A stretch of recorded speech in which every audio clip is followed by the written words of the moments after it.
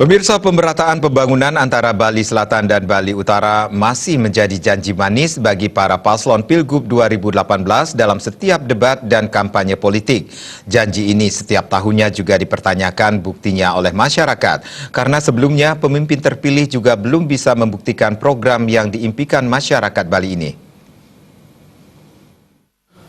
Janji politik pemerataan pembangunan di Bali yang diberikan oleh masing-masing paslon dalam setiap perhelatan politik masih menjadi isu yang paling sering disuarakan.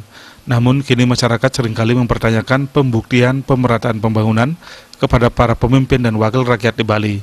Pelaku pariwisata Panundiana Kun menilai janji politik tersebut sah-sah saja, namun para paslon harus dapat berpikir realistis dan memiliki program kerja nyata dalam mewujudkan hal tersebut.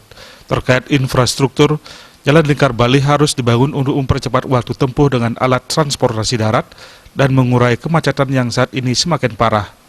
Percepatan pembangunan jalan tol dan Lingkar Bali menjadi salah satu solusinya. Saat ini pembangunan khususnya pariwisata lebih banyak terkonsentrasi di Bali Selatan. Tingkat hunian hotel mencapai hampir 85% di Bali Selatan. Sementara di Bali Utara, Barat maupun Timur, tingkat hunian berkisar antara 30 hingga 50%. Ketimpangan ini tentunya perlu dibenahi sehingga tidak sekedar janji politik dari paslon. Ini yang paling kunci, bagaimana kita mengembangkan Bali Utara, Bali Barat, Bali Timur. Perlu bikin infrastruktur yang mempercepat moda transportasi ke Singaraja. Dari Denpasar ke Singaraja itu harus ada jalan tol, supaya kesenjangan utara dan selatan tidak ada lagi. Termasuk Badung Selatan, Badung Utara pun ada kesenjangan. Karena yang maju kan Badung Selatan aja, Kute, ya, Nusa Dua, dan sebagainya. Nah ini masalah klasik sebetulnya. Dan ini untuk sementara waktu, itu hanya doktrin untuk kampanye saja. Sebetulnya belum bisa.